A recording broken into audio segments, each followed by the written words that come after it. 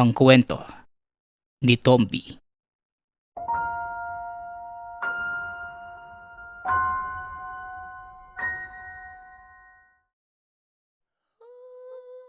Ang kwentong ito ay mula sa isa nating tagapakinig.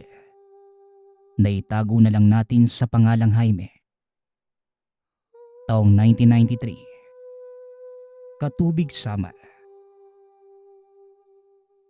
Nang mga panahong ito, nasa 22 taon pa lamang si Jaime. May asawa ito na nagngangalang Marsing at isang anak na babae na si Ruth. Nakatira sila sa isang baryo sa Katubig. Malapit sa malaking ilog ang tahanan. Payak na bahay. Kwadrado at nakaangat ng halos 1 metro mula sa lupa. Ito ay pangdepensa kung sakaling magkaroon ng baha sa ilog. Isang magsasaka si Jaime, habang ang asawa naman ay tindera sa isang maliit na sari-sari sa kanilang beranda. Hindi lubos maunawaan ni Jaime ang nangyari sa kanya. Paano ba naman? Madalas masama ang pakiramdam at ito ay nangyayari pagsapit ng gabi. Nilalagnat si Jaime. Nanginginig ang katawan at nagdidiliryo. Tuwing araw naman, bumabalik sa normal na tila wala lang. Kaya naman habang tumatagal, nakasanayan na rin niya ito kahit nag-aalala na ang asawa. Hanggang sa isang araw, nagmungkahi na si Marsing na ipatingin sa doktor ang kalagayan ni Jaime. Medyo bumabagsak na ang katawan nito. Lumalalim na ang mga mata dahil sa hindi maayos ang pagtulog. Sige mahal, ito na lang isang lupain. Malapit na ako matapos mag-araro eh. Yung bata iwanan mo na lang muna sa pinsan mo ah. Wika ni Jaime. Kinahapunan. Kaagad nagpunta sa doktor ang mag-asawa. Ang sabi ng doktor, wala namang kakaiba sa katawan ni Jaime. Baka dulot lamang ito ng sobrang pagod. Kaya pinayuhan si Jaime na magpahinga muna at niresetahan ng mga bitamina. Sinusunod naman ni Jaime ang doktor. Pinalipas muna niya ang 3 araw bago bumalik sa trabaho. Subalit walang nagbago sa kanya. Kahit sakto na sa pahinga, tuloy pa rin ang nangyayari tuwing gabi. Bumalik sila sa doktor at doon in-examine na si Jaime. Lahat ng resulta ay maayos naman. Wala talagang kakaiba. Kaya wala nang nagawa ang asawa kundi ang umuwi na lamang. Habang patagal ng patagal, mas lumalala ang kalagayan ni Jaime. Naisip nito na hindi na doktor ang hinahanap nila, kundi isang albularyo. Hanggang sa naalala ni Jaime ang isang kumadrona. Ito ang nagpaanak sa asawa. Nakatira lamang ito sa kabilang bahagi ng ilog at maliban sa pagiging kumadrona, biyasa din itong manggagamot. Marsing, puntahan mo kaya bukas ng umaga si Manang Ibay. Parang kakaiba na itong nangyayari sa akin eh. Mungkahi ni Jaime sa asawa. Sige Jaime. Hindi ko na kayang makita kang ganyan eh. Kagabi, bigla ka na lang nawala sa tabi ko tapos doon ka na sa kamaliglag umagahan. Bantayan mo muna ang mga anak natin bukas. Malikot pa naman ang mga yan. Tugon ni Marsing. Kaya pagsapit ng umaga, kaagad pumunta si Marsing sa manggagamot. Tanghali na ito nakabalik at kasama na si Manang Ibay. Ang sabi malala ang sitwasyon. Nakakatayo ka naman pala iho. Wika ni Manang Ibay. Nagtataka ang matanda. Nasa labas ng bahay si Jaime at nagliligpit ng mga binilad na panggatong. Ay, kayo po pala manang ibay. Marsing, luto na yung ulam at may sinaing na rin. Kumain po muna kayo manang. Wika ni Jaime. Umiling ang matanda at sinabi nitong tapos na siyang kumain. Ay, ano nga ba ang karamdaman mo, iho? Parang maayos ka naman. Tanong ng matanda. Ipinaliwanag naman ni Jaime ang lahat. Tuwing gabi lamang nakakaranas ng paghihirap. Nilalagnat at nagdidiliryo. O siya, sige. Doon tayo sa loob ng bahay niyo. Iha, pakikuha mo nga ako ng asin tapos ilagay mo sa batya. Lagyan mo ng kaunting tubig. Mungkahi na matanda. Kaagad naman itong sinunod ni Marsing. Habang si Jaime naman, pinaupo ng matanda sa kanilang sahig. Pagkalapag ni Marsing sa utos na matanda, naghugas ito ng kamay at pagkatapos, hinawakan ang noo ni Jaime. Nakapikit lamang ang mga mata ng manggagamot. Bumubuka ang bibig nito na may katagang binabanggit. Ilang sandali pa. Kumunot ang muka ng matanda at nagwikang. May kinuha ka bang bagay? O may nakuha ka bang bagay? Tanong ng matanda. Nagtataka noon si Jaime dahil hindi niya maintindihan ang sinasabi ni Manang Ibay. Magkasalubong pa ang kilay nito na tila galit. Oh, ano po bang ibig niyong sabihin? Bakit po? Tugon ni Jaime. Subok ang nararanasan mo ngayon, iho. Subok na kagagawa ng mga nakatirang elemento sa lugar. Akala ko na yanggaw ka hindi naman pala. Aber, sige nga't balikan mo ang mga ginawa mo bago ka nagkasakit. Wika ng matanda. Nag-aararo po ako noon eh. Naunguha po ako ng gabi. Tapos ayun, umuwi na ako. Ay teka, may nakita pala akong kakaibang bagay. Ewan ko kung hindi ba ako nagkakamali. Bigla kasing nagwala yung kalabaw ko. Pagkatapos nun, nakakita ako ng itim na matulis na parang hugis-suso. Kumikinang eh. Sinukso ko dun sa bubong ng kamalig namin. Paliwanag ni Jaime. Nakita niya ang mukha ng matanda. Tila nagulat ito at natataranta. Ayun na nga ang bagay na yon. Bigay sa'yo ng mga elemento tapos hindi mo pinansin. Kaya nagkakasakit ka. Ang asawa ko ang nagturo sa akin sa mga kakaibang gamit. Matapos niyang mamatay, naipasa niya sa akin ang kaalaman. May mga gamit siyang iniwan sa akin, iho. Kunin mo ang gamit na yon, pero palagi kang mag-iingat. Sa oras na mapasayo ito, siguradong hindi lang lagnat ang aabutin mo. Pero pag nalampasan mo naman yon, babalik na sa normal ang lahat.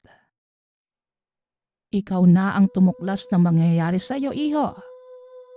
Hindi parehas ang lahat ng subo kapag nagkaroon ka ng bertud.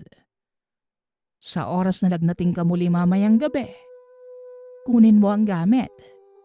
Di ba gabi ka naman sinusumpong? Sige na, aalis na ako. Paliwanag ng matanda.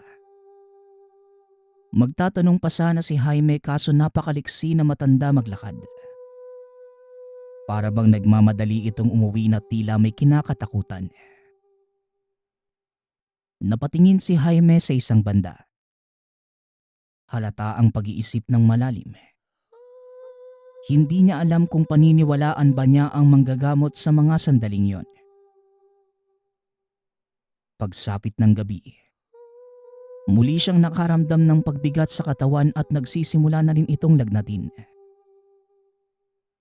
Tinanong ni Marsing kung ano ba ang payo na manggagamot. Wala lang. Nabati lang daw ako eh. Sige na Marsing, matulog ka na at kaya ko naman to.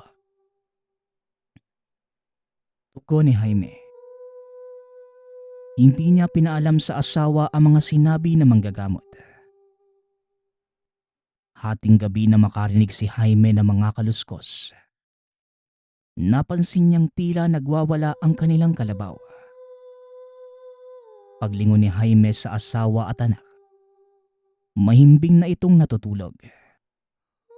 Kaya kahit mabigat ang pakiramdam, pinilit ni Jaime ang bumangon para suriin sa bintana ang nangyayari sa labas. Maliwanag ang buwan kaya aninag niya ang pinagtatalian ng kalabaw. Wala namang kakaiba, maliban sa kaluskos at mga apak sa damo. Ilang sandali pa, may napansin si Jaime na isang maitim na bagay na tila nakadapa sa sakahan. Pinagmasdan niya ito, hanggang sa may nakita na gumagapang na tila gagamba. Papunta ito sa kamalig doon sa sakahan. Naisip ni Jaime na mga sandaling yon na baka magnanakaw lamang ito. Kaya naman, buwaba siya ng tahanan at kinuha ang itak na nakasuksok sa gilid ng pintuan.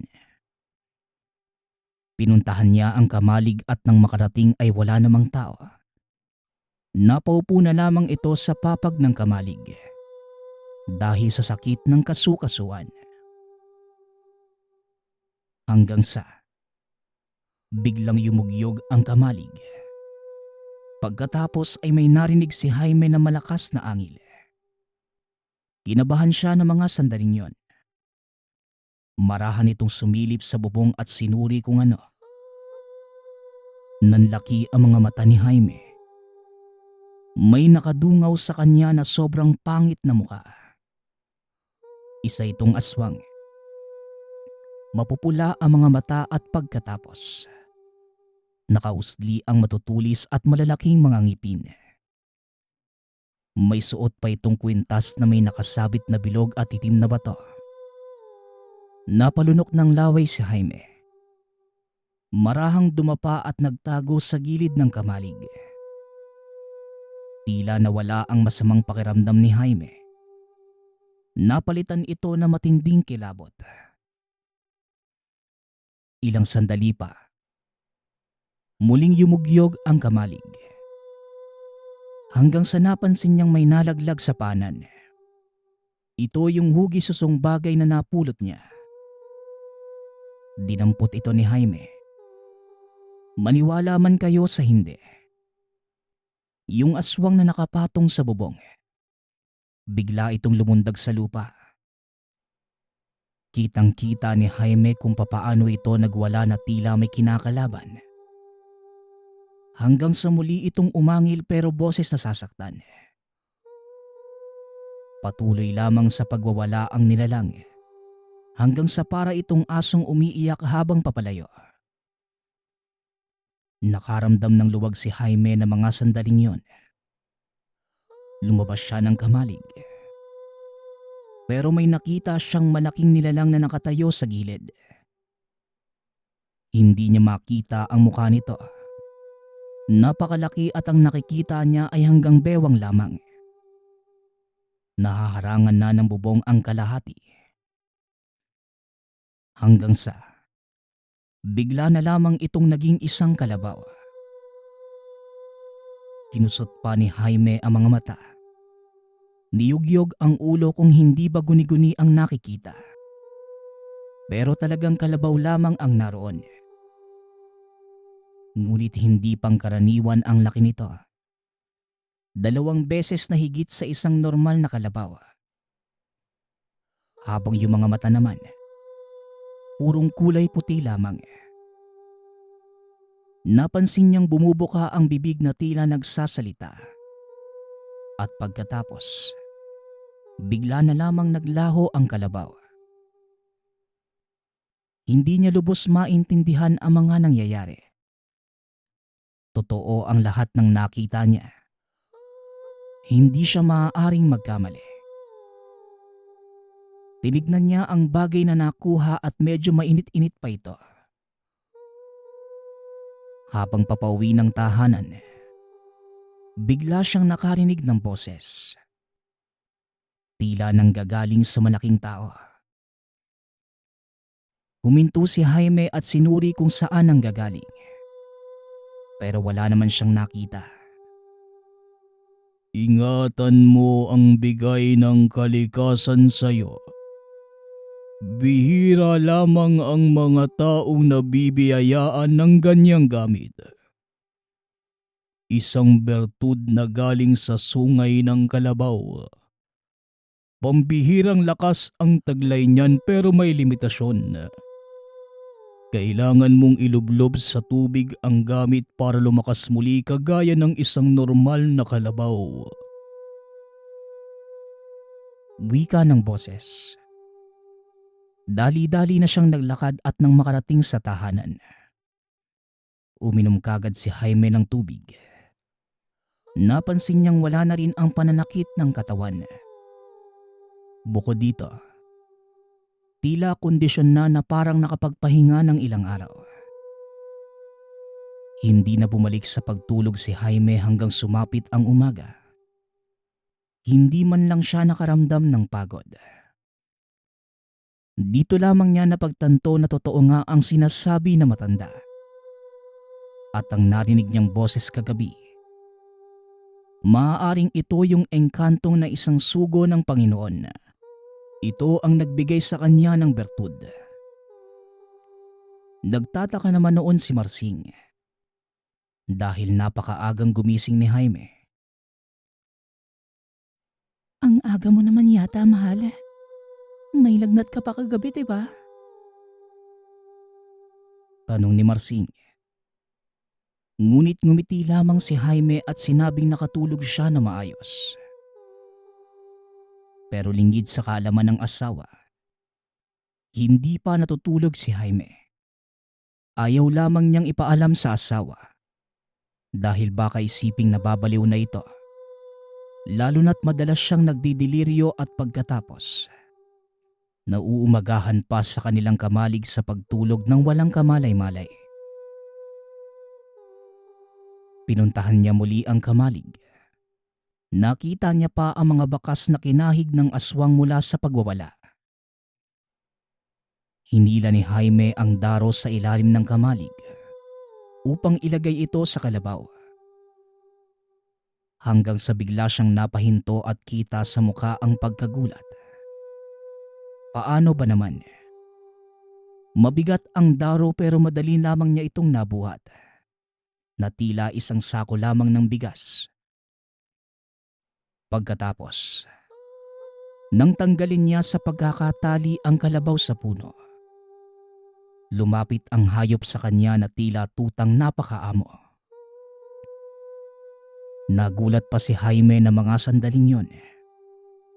Isang toro ang kalabaw at matapang pero bigla itong naging maamo sa kanya.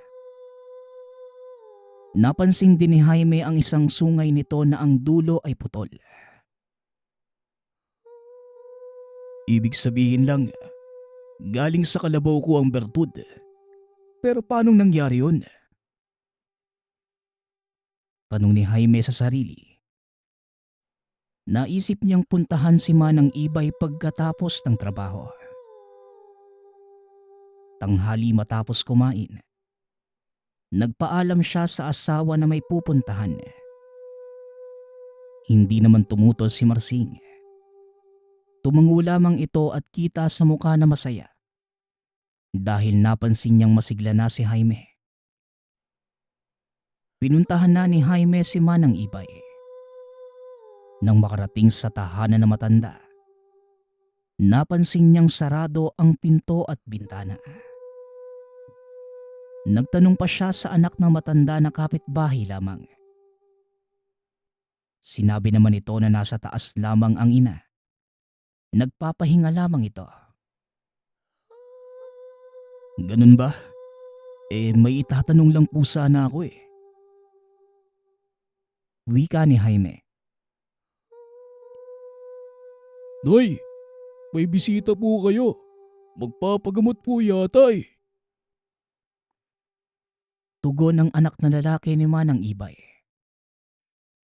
Tinawag nito ang ina. Nagbukas ang bintana at sumilip ang matanda.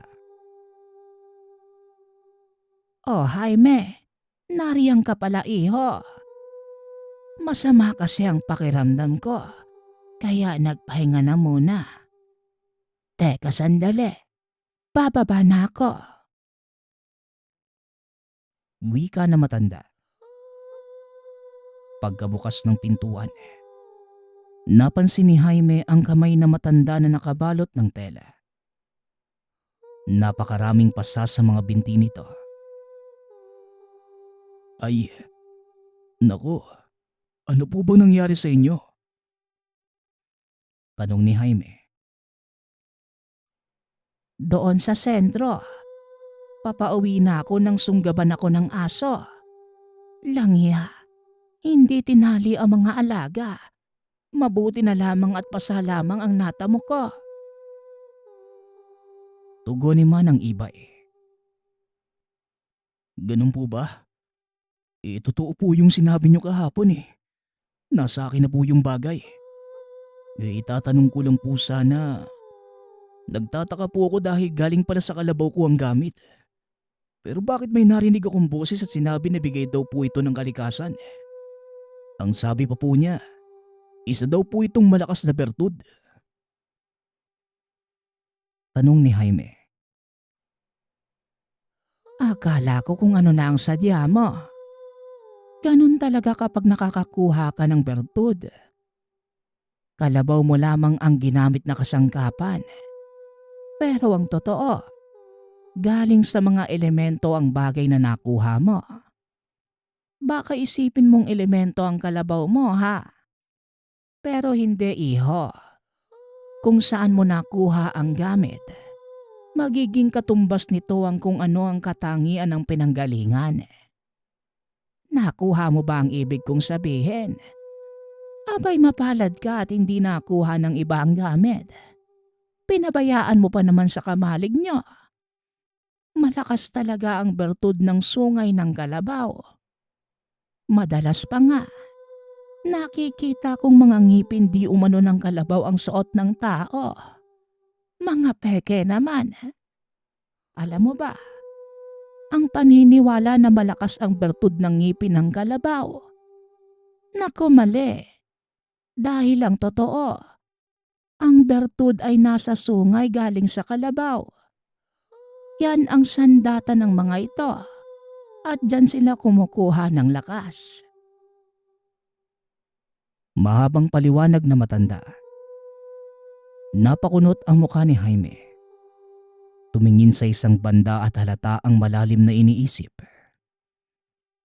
Ilang sandali pa, nagpaalam na si Jaime na aalis na ito.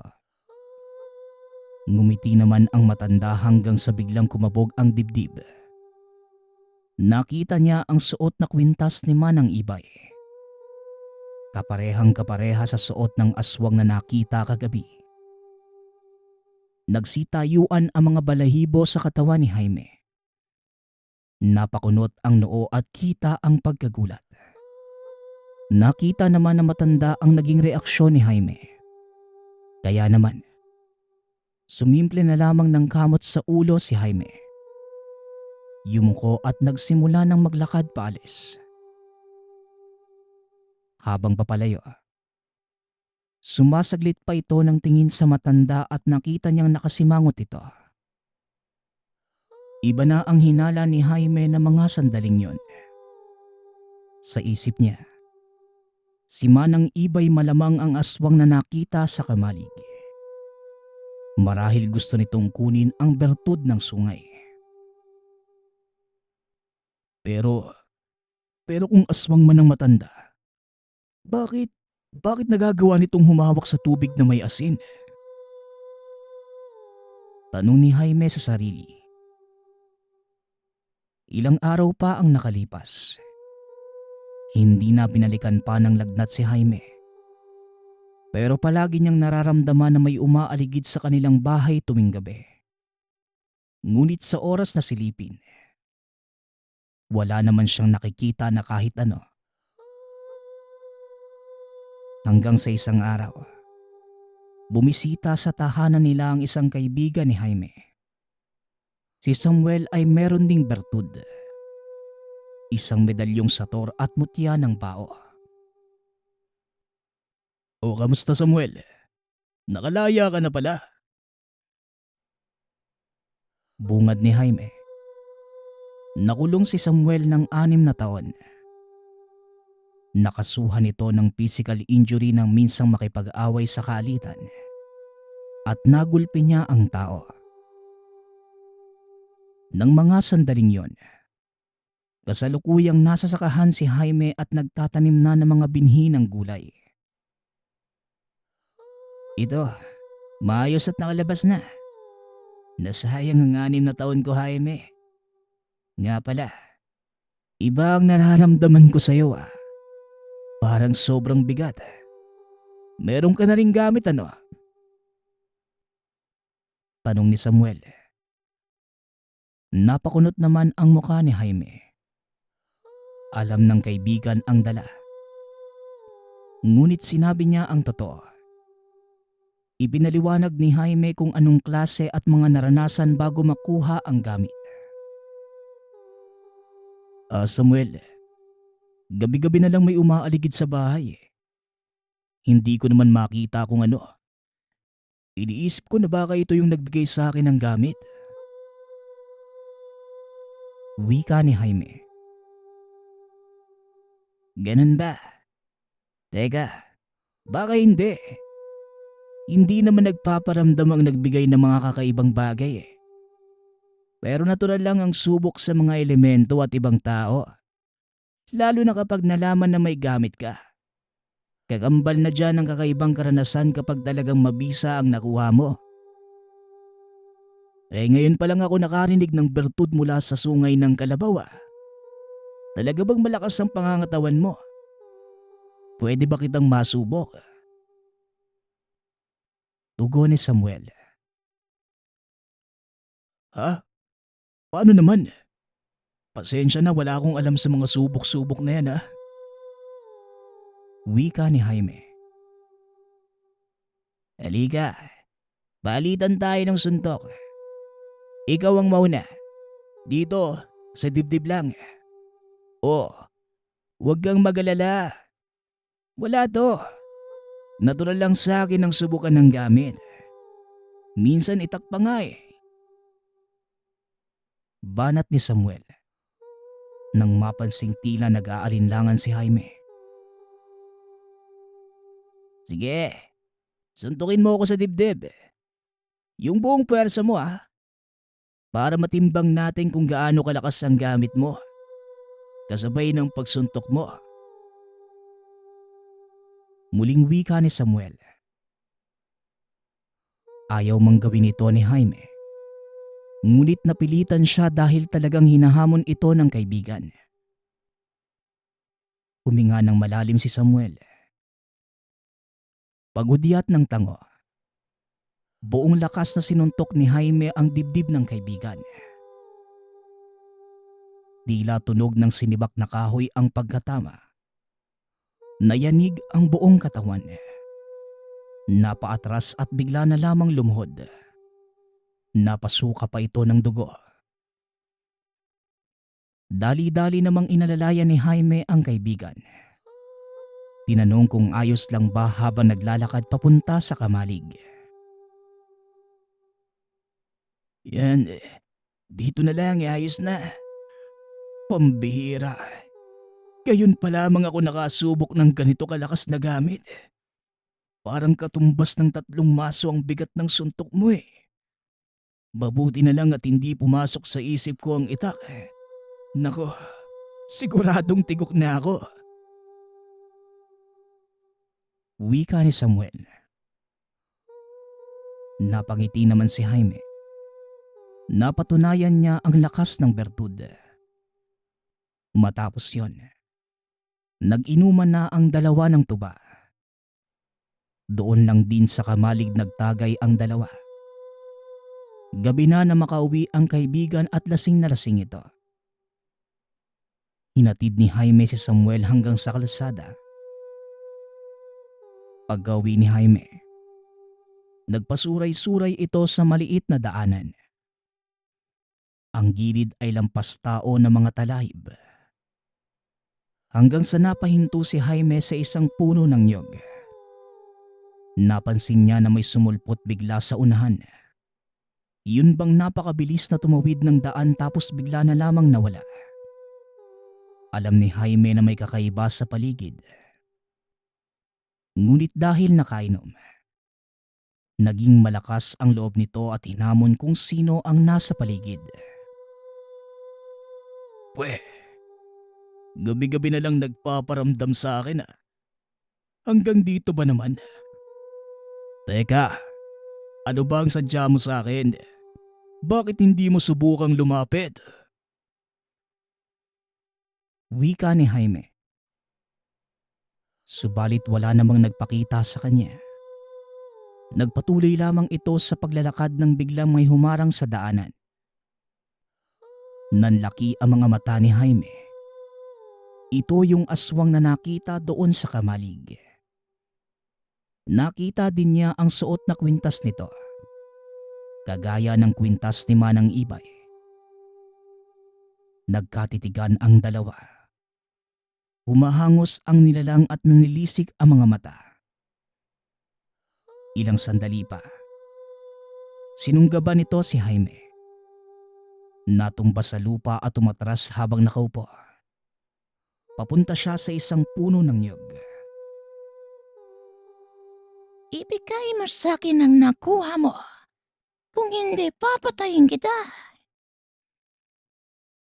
Banta ng aswang. Kumapit si Jaime sa puno. Marahang inangat ang katawan at sinabing, Sabi ko na nga ba ikaw si Manang Ibay.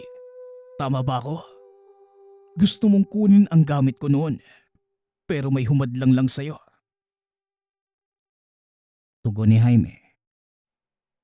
Hindi kumibo ang nilalang. Lumapit ito kay Jaime at sinakal siya. Pero hinawakan ni Jaime ang kamay ng aswang. Hinila niya ito at inuntog ang ulo sa puno ng niyog. Umangil ng malakas ang aswang. Nagpasuray-suray ito habang hawak ang noo. Hindi na inantay pa ni Jaime kung anong gagawin ng nilalang. Kaagad niya itong binigyan ng isang malakas na suntok at tinamaan ito sa panga. Kaya natumba ang aswang sa lupa. Tatapakan niya sana ang leeg nito. Kaso inangat ng nilalang ang kamay nito at pagkatapos ay bigla na lamang nagsalita. Ako nga si Manang Ibay. Pasensya na't hindi ko mapigilan ng sarili kong kunin ang gamit mo. Pero ang totoo, wala naman akong masamang intensyon. Ayoko lang malaman mo kung ano ako sa oras na makuha mo ang gamit. Gusto kong kunin ito bago pa ang lahat. Wala na akong magagawa. Nalaman mo na din. Pasensya na, Jaime. Hindi naman ako masamang tao o aswang. Pinoprotektahan ko lamang ang sarili ko. Paliwanag ni Manang Ibay. Nakaramdam ng awa si Jaime sa aswang. Napasandal siya sa puno at naisip na tama ang sinasabi na matanda. Tama siya. Dahil magkakaroon ng interes si Jaime sa mga nilalang balang araw kapag nakabisado na ang gamit. Kaya naman, sinabihan niya si Manang Ibay na ayos lang. Mabait na tao naman ito at walang nabalita ang ginambalang kapitbahay o mga tao maliban sa kanya. Natanong niya kung bakit hindi tinatabla ng asin ang matanda. Samantalang ito ang pangunahing pangontra sa aswang. Sinabi naman ni Manang Ibay na isa siyang manggagamot. Kaya alam din niya ang pangdepensa sa katawan. Hanggang sa kasalukuyan, dala pa rin ni Jaime ang gamit. Sa kabutihang palad ay wala namang sumubok na ibang nilalang sa kanya maliban na lamang kay Manang Ibay. Itinago din niya ang pagkatao na matanda. Hanggang sa pumanaw na lamang ito.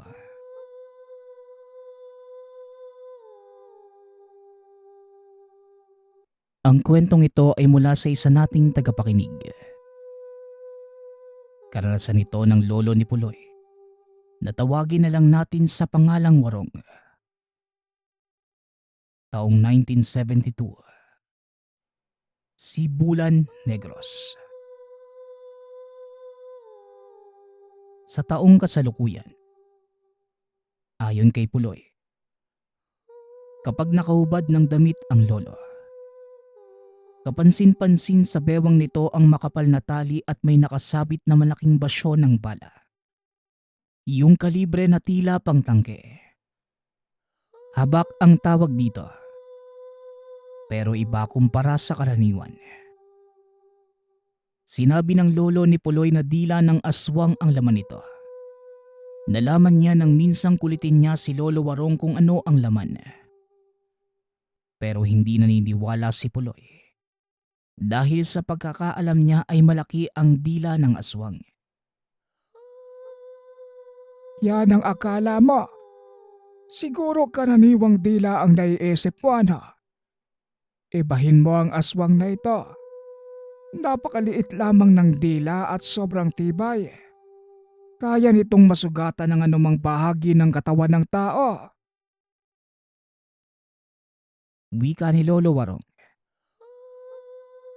Natanong ng binata kung papaano ito nakuha ng lolo. At dito na sinalaysay ang mga pangyayari. Ayon sa lolo, nangyari yon nang pinagbubuntis ni Lola Fe ang tatay niya. Talamak ang aswang sa lugar at umaabot pa sa bukid ng Amlan. Mahigpit ang pagbabantay ni Lolo Warong kay Lola Fe. Hindi niya ito iniiwan araw man o gabi. Ngunit naging mahirap ang sitwasyon dahil naiwan ni Lolo Warong ang pananagat. Kahit ganon, dahil may makina sila sa pagtatahi kaya ito muna ang pinagkakabalahan ng matanda. Maliit lamang ang kanilang tahanan. Kwadrado. Nakaangat ang sahig sa lupa at nakabukod ang kusina sa likod. Walang silid sa taas ng tahanan. Kung ano ang kinakainan nila ay doon din sila natutulog. Isang gabi, habang nasa gripo sa likod ng tahanan si Lolo Warong, may napansin siya na biglang napadaan sa likod ng banyo. Nakita niya dahil mababa lamang ang dingding ng banyo na pinagtagping yero at walang bubong. May isang tao at nagulat noon si Lolo Warong. Dahil kanal ang likod at malalim, papaano ito nakadaan? Iba na ang hinala ni Lolo Warong. Kung hindi ito elemento, kaluluwa o engkanto ang nakita niya, maaari ding aswang. Tahimik niya itong pinuntahan. Pero dinaanan niya muna ang itak na nakasabit sa haligi ng tahanan. Madilim ang unahan ng bahay at maraming tanim na mga kawayan. Rinig pa ng matanda ang paglangit-ngit nito sa tuwing lalakas ang ihip ng hangin. Kinikilabutan na si Lolo Warong na mga panahong ito. Ramdam niya ang takot ngunit nilabanan niya ito. Gumilid siya ng lakad papunta sa taniman ng halamang bulaklak. Padapang gumagapang at nang makarating sa dulo, inangat niya ang ulo para silipin kung naroon ba ang nakita kanina. Maniwala man kayo sa hindi, mabilis na bumalik sa pagkakadapa si Lolo Warong. Dahil naroon nga ito, nakatayo at nanlilisik ang mga mata habang nakatanaw sa tahanan. Iba ang muka. Maitim at mabalahibo. Nakaamoy din si Lolo Warong ng hindi kaaya-aya. Mabaho na tila singaw ng bulok na basura. Pagbaling ng tingin sa bintana, naroon ang asawang si Lola Fe. Napabitaw na mabigat na salita si Lolo Warong. Malaki ang hinala na may pagnanais ang aswang sa buntis noon na asawa. Kaya naglakas loob si Lolo Warong. Marahan itong lumapit. Nakadapa pa rin habang naglalakad at nang malapit na siya sa aswang. Bigla siyang lumundag kasabay ng paghataw. Ngunit wala naman siyang tinamaan dahil wala na doon ang aswang. Laking pagsisisi niya kung bakit hindi niya muna sinuri bago pa siya umatake. Umuwi na ito ng tahanan. Kaagad pinasara sa asawa ang mga bintana at pinto. Sinabihan niya si Lola Fe na inaaswang ito. Nagreklamo naman ang asawa na kanina lamang ay sobrang sakit ng tiyan niya. Buong akala pa nito ay manganganak na siya kahit 7 buwan pa lamang ang tiyan. Aswang yon. Yon ang dahilan kaya sumasakit ang tiyan mo. Akala ko kanina tao lang na napadaan kaso aswang pala. Ang baho talaga, Fe. Sus, kung nakita mo lang kanina, nakakatakot ang muka. Kaya dapat tayo mas maging maingat. Huwag ka nang lalabas ng bahay, ha. Unang anak pa naman natin yan. Naku naman, huwag naman sana. Wika ni Lolo Warong. Diyos ka, huwag ka namang magsalita ng ganyan, Warong. Walang mangyayari sa anak ko. Poprotektahan ko siya. Tugon ni Lola Fe. Matapos noon, naglatag na ng banig si Lola Fe. Pero nilagyan muna ito ng tabla ni Lolo Warong para walang makasilip sa ilalim ng silong.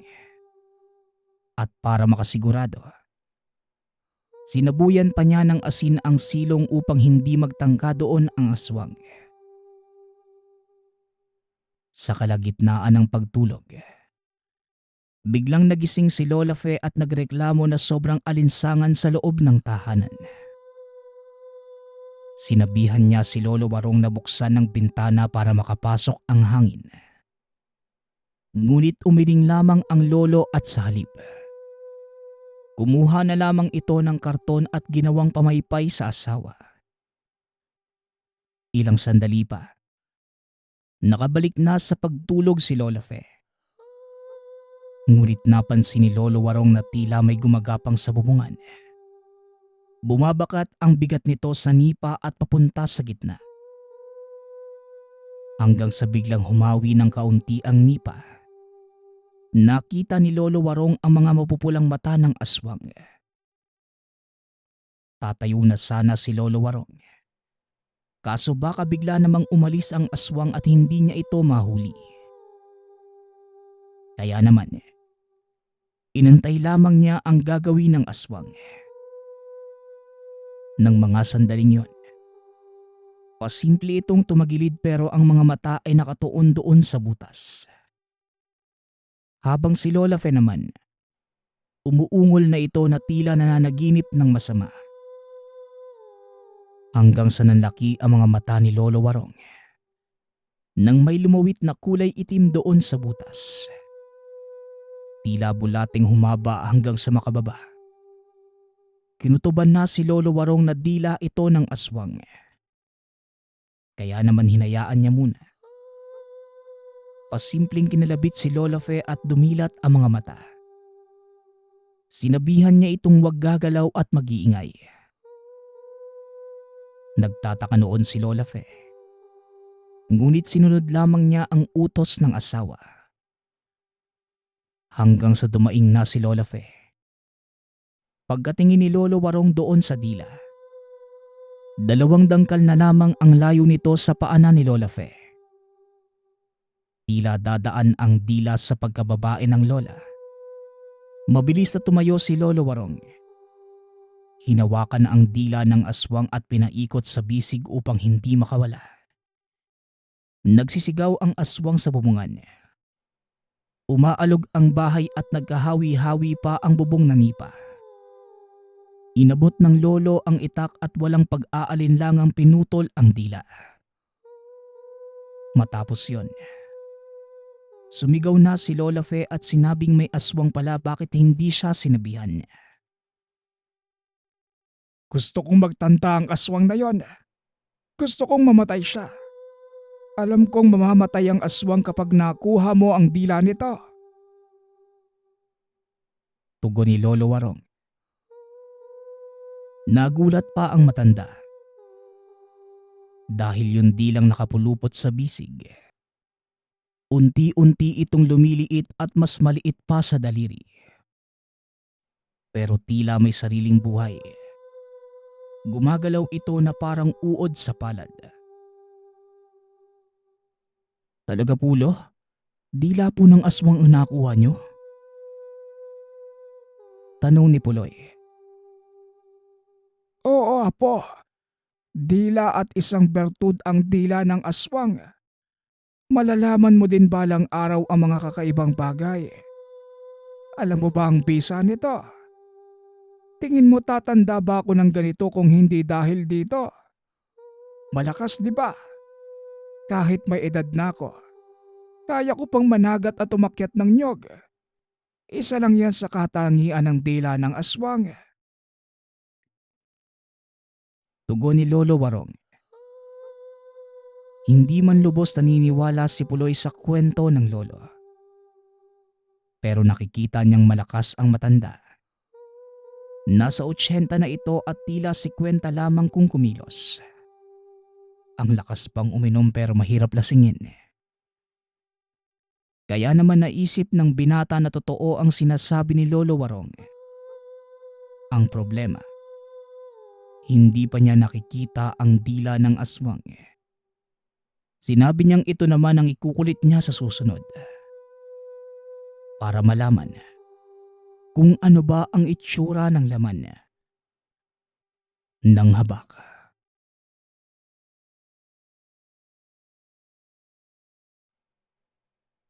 Ang kwentong ito ay mula sa isa nating tagapakinig. Naitago na lang natin sa pangalang Kamara. Taong 1996. Probinsya ng Tagbilaran. Karamihan sa mga bahay sa lugar ay may silong o nakaangat ang sahig sa lupa. Maraming dahilan kung bakit ito ang naging disenyo. Dahil sa baha, mababangis na hayop, iwas sa singaw ng lupa at iba pa. Ngunit ito pala ang magpapamulat sa ating tagabahagi na totoo ang mga kakaibang nilalang. Ang mga kaganapan ang nakapagpabago ng kanyang pananaw sa buhay. Kasama ni Kamar sa bahay ang asawang buntis at nanay na halos hindi na makalakad dahil sa sakit. Madalas nagrereklamo ang asawa dahil sa tuwing gabi may naririnig itong kaluskos sa ilalim ng bahay kahit wala naman silang aso o kahit mga alagang manok. May kasama ding tunog na tila galing sa baboy. Hindi na ito pinansin ni Kamar dahil wala naman siyang naririnig maliban sa ungol ng ina sa tuwing inaatake ng arthritis. 3 buwan pa lamang ang tiyan ng asawa. Hanggang sa isang umaga, habang naglilinis sa paligid, napansin niya na may mga kahig ng lupa sa ilalim ng tahanan na tila pinaglubugan ng baboy. Sinuong niya ang ilalim at merong nakita. Merong kakaibang amoy. Hindi amoy ebak ng baboy kung hindi tila nabubulok na laway. Basta nakakasulasok sa ilong.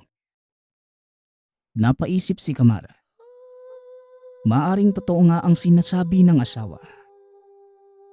May baboy ramong gumagala tuwing gabi dahil nasa gilid lamang ng gubat ang kanilang tahanan. Nababadalas na itong pangyayari. Gawin ko kaya ng bitag Makukuha din kitang baboy ramo ka. Wika sa isipan ni Kamar. Nilagyan niya ng lubid at yung kabilang dulo ay pinalusot sa siwang ng sahig. Pupunta sa itaas. Kung sakaling muling magreklamo ang asawa, hihilahin niya ito para magapos ang hayop. Habang ginagawa ni Kamar ang patibong, naisip niya ang malaking baboy ramo. Magiging pagkain ng pamilya at dadayuhin siya ng mga kaibigan para makapag-inuman. Matapos mailagay, nagtarak pa ito ng patpat sa magkaibang direksyon para masiguradong mahuhulog ang hayop sa patibong. Sinabihan niya ang asawang naniniwala na siya sa mga sinasabi nito. Huhulihin niya kung anuman ang kumakaluskos sa ibaba. Natanong ng asawa kung huhulihin na niya ang aswang.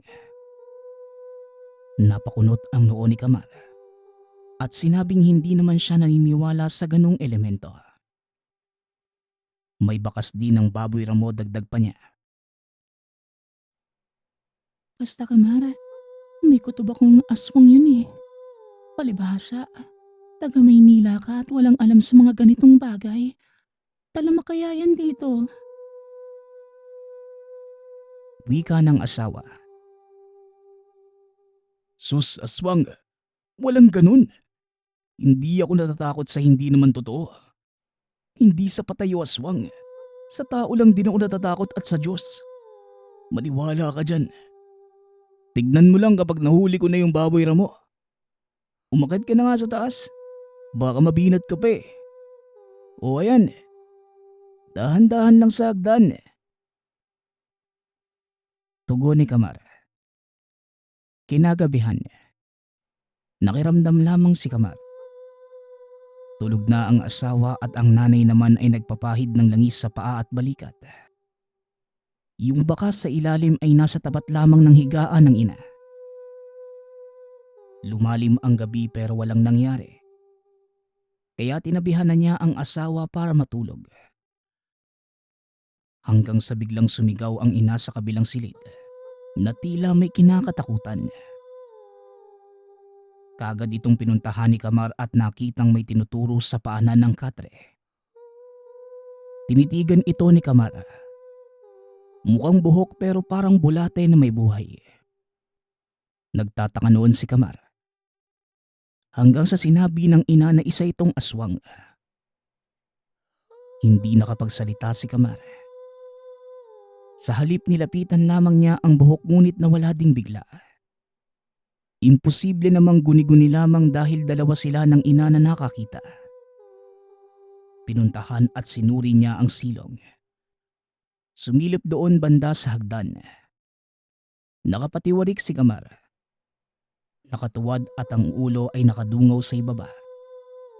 Ngunit sobrang dilim sa ilalim kaya wala naman siyang makita. Hanggang sa bigla na lang umalog ang tahanan. Pagtingin ni Kamar sa lubid na nakatali sa haligi sa itaas, tila may napakalaking hayop na nahuli ang patibong. May kaunting kaba si Kamar, pero inisip na lamang na baboy ramo ang nahuli.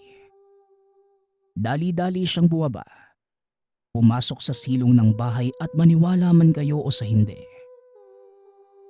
Halos maihi siya sa takot nang makita ang isang tao na may mahabang buhok.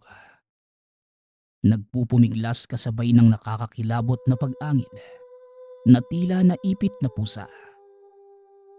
Hindi malaman ni Kamar ang gagawin ng mga sandaling yon. Hanggang sa nagsisigaw ang asawa. Merong aswang at nanghihingi ng tulong sa kapitbahay. Paglabas ni Kamar, nakasilip na ang asawa at nakita na rin ang nilalang. Dahil sa pagkataranta, dumampot ito ng mga bato at pinagbabato ang nilalang. Hanggang sa may ilang kapitbahay na ang nabati ang atensyon. Nagbukasan na ang mga ilaw. May mga kalalakihang nagpunta sa kanilang tahanan. May dalang itak ang mga ito. At ang iba naman ay may pamalo na may tali na pangaso. Pinagtulungan nila ang aswang. Pinagpapalo. Tinagangunit sa hindi inaasahang pagkakataon. Tali ang tinatamaan nila kaya nakakawala ang aswang. Hinabol ito ng mga tao. Pati si Kamar ay nakisali na rin at nagsisigaw sa galit. Pero wala na silang naabutan. Mabilis ang naging pangyayari at naglaho na lang itong bigla. May isang kapitbahay na nagsabi na malala ang tinamong sugat ng aswang. Malalaman nila kinabukasan kung sino sa mga nakatira sa lugar ang sugatan. Nakatulala lamang noon si Kamar. Bakas sa mukha ang halong emosyon. Pagkamangha, takot at pagtataka. Ito pa lamang ang unang beses niyang makakita ng aswang. Doon lamang niya napagtanto na tao lang din ito. Pero may itim. At yung mukha ay tila pusang galit at gaya ng nabanggit. May sariling buhay ang mga buhok. Kinabukasan, inaabangan ni Kamar ang dadating na balita. Nagbahay-bahay na ang mga residente at hinahanap ang aswang. Pero wala. Wala ito sa kanilang lugar. Hanggang sa 2 araw ang nakalipas. May nabalitaan silang may namatay na dalaga sa Karatig Baryo. Tadtad ng taga ang katawan. Hinala ng mga taga roon. Ginahasa ito dahil natagpuan sa gubat at tumutubad. Pero sa mga nakasaksi, lalo na sa kapitbahay at pamilya ni Kamar, ito yung aswang na buwibisita gabi-gabi sa kanila. Malaki ang pagbabago sa pananaw ni Kamar tungkol sa mga kakaibang nilalang. Yung inaasahan niyang baboy ramo, aswang pala. At lahat ng mga karanasang ito ay dahil sa bahay na may silong.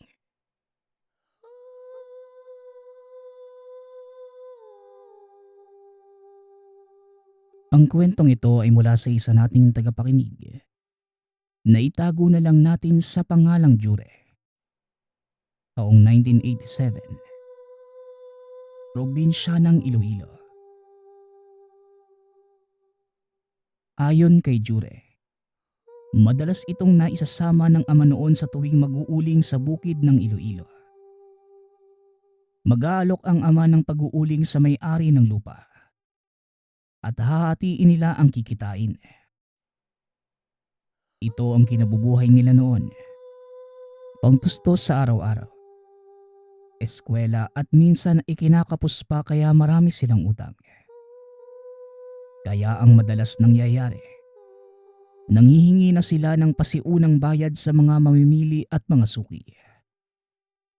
Kung mahina naman ang pag-uling, nagsasaka naman silang mag-ama. Habang ang nanay naman ay labada ang pinagkakabalahan. Isang araw, habang nasa bukid sila at nag-uuling, may napansin ang ama na isang bata kahit masukal at malayo sa kabihas na ng lugar.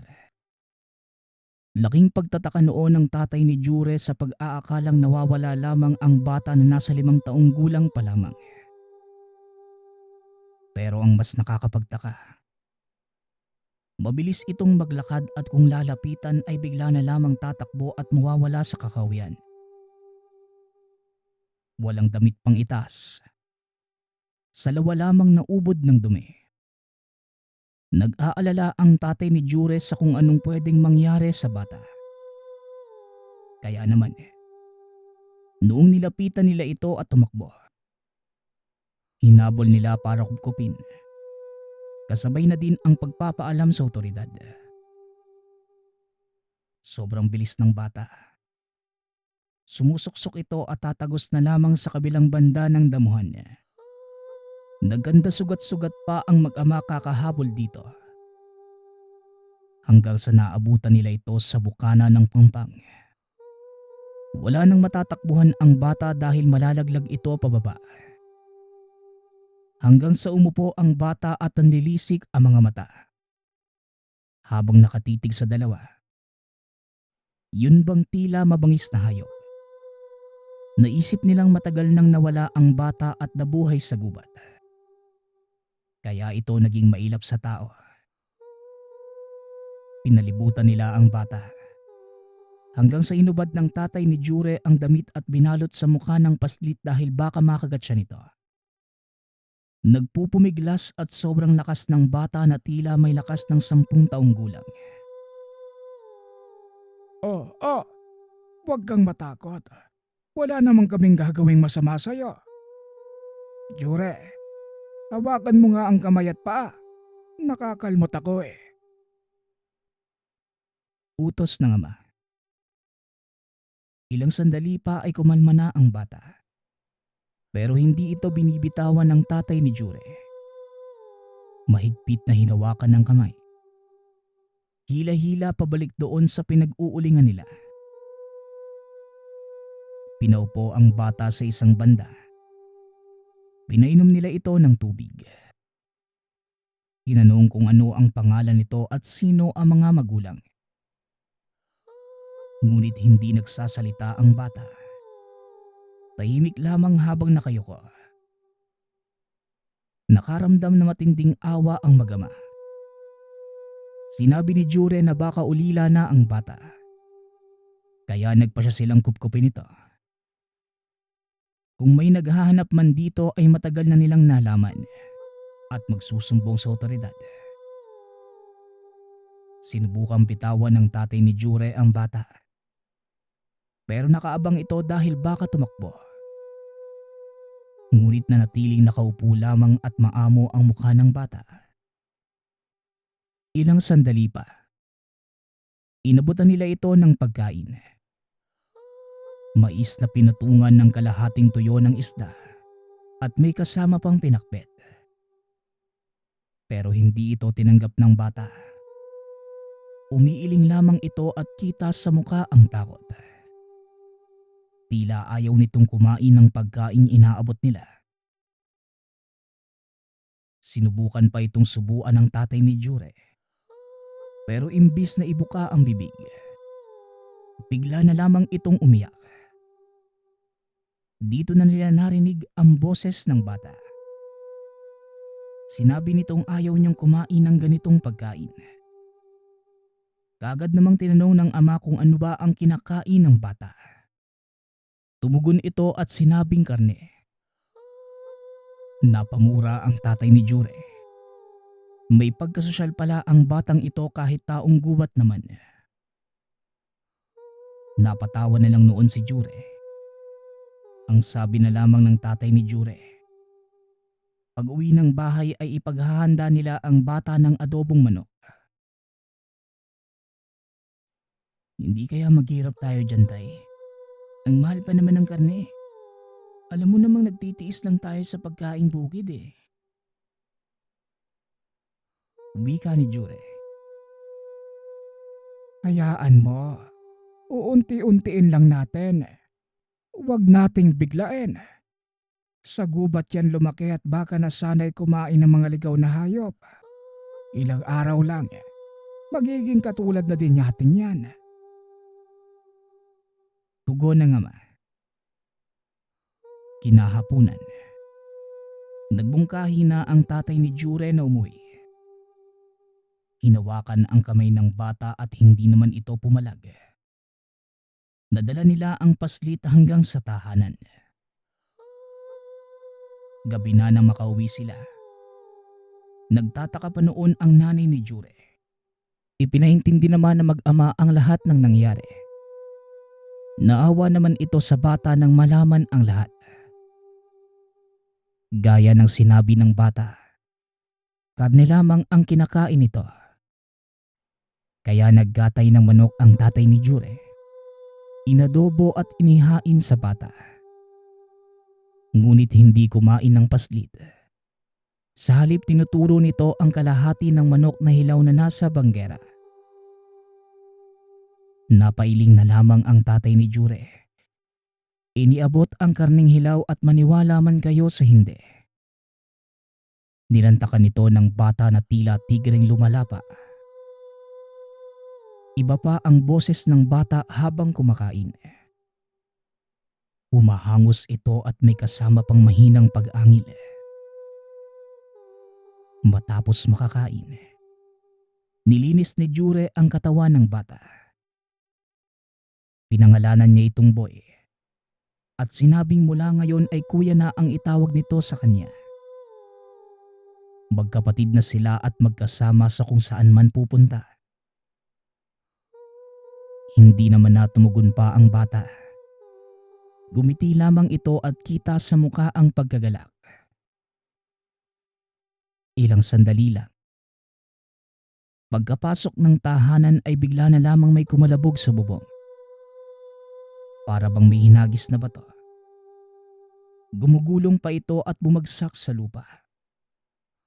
Lumabas ng tahanan ang tatay ni Jure. Tinignan kung sino ang naghahagis ng bato. Malayo naman sila sa kapitbahay kaya inakala nila na baka mga tao lamang na walang magawa. Ngunit nanlaki ang mga mata nila nang may lumitaw mula sa dilim palapit sa tatay ni Jure. Nakasilip lamang ang binata sa bintana kaya nakita niya din ito. Isang matangkad na lalaki. Makisig ang katawan.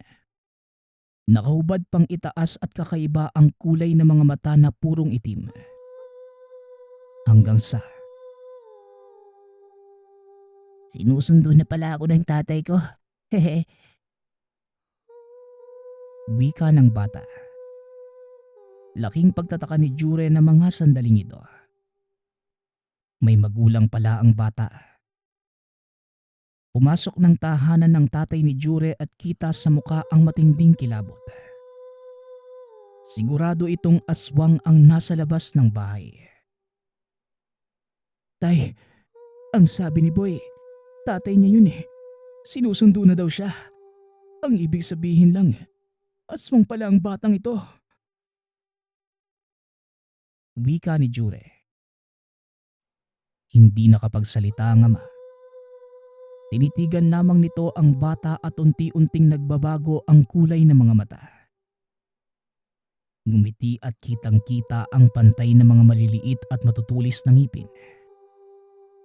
Napabitaw muli ng mabigat na salita ang tatay ni Jure. Nagkagulo ang mga tao sa loob ng tahanan. Nilalayuan nila ang bata. Hanggang sa biglang may nagsalita sa labas. Ito ang magulang ng paslit. Sinabing kukuhanin lamang niya ang anak at walang gagawing masama sa kanila. Mabilis namang tumakbo ang bata palabas. Yumakap ito sa paa ng lalaki at hinawakan naman ang ulo nito. Sumilip lahat sila sa pintuan. Habang yung nanay ni Jure, kita sa mga mata ang matinding takot. Pasensya na nga pala sa abala.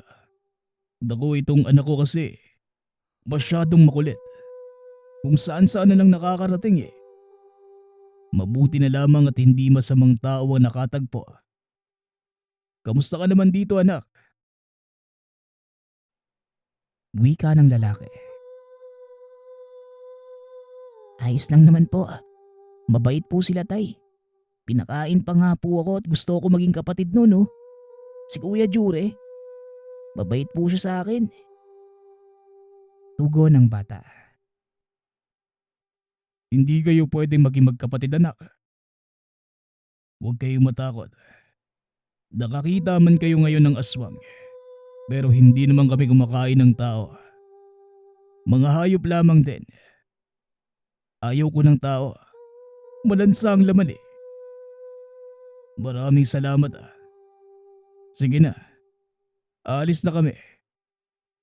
Teka lang. Kung may problema kayo lalo na sa mga masasamang tao, magsumbong kayo sa akin. Doon lang malapit ang bahay namin sa pinag-uulingan ninyo. Pero wag niyong ipagsasabi na doon kami nakatira. Mahirap na at baka may magka-interes sa amin. Huling wika ng lalaki. tumalikod na ito kasama ang bata. Ang buong akala nila ay nawawalang bata lamang ang natagpuan. Ngunit isa pala itong aswang. Kaya pala ayaw kumain ng inaabot nila maliban na lamang sa hilaw na karne. Sinabi pa ng tatay ni Jure na walang dapat ipag-alala dahil mabuting aswang ang mga yon. Dapat walang makaalam nito maliban na lamang sa kanila. Dala pa rin ni Jure ang alaalang ito magpasa hanggang ngayon. Sinubukan niyang puntahan ang lugar kung saan naroon ang tahanan ng mga aswang. At napatunayan niya nga ito. Totoong doon nakatira ang mag-ama sa maliit na kubo. Patay na ang ina ng bata dahil tinutugis at napagbintangan silang aswang. Ngunit hindi naman gumante ang tatay ng bata. Sa halip ay patuloy itong nanahimik lamang at nanatiling payapa ang pamumuhay. Nakaukit na sa isip ni Jure at ng pamilya ang kakaibang karanasan dahil lamang sa isang bata. Bukod dito, doon lamang niya natutunan na hindi pala lahat ng aswang ay masama. Nagpapasalamat nga pala ako doon sa nagpadala ng ating kwento. Ang natutunan ko sa kwentong ito,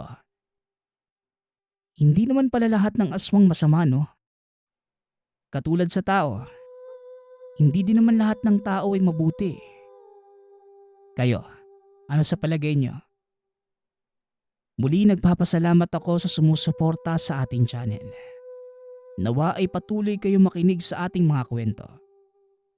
Yun lamang. Hanggang sa muling pakikinig.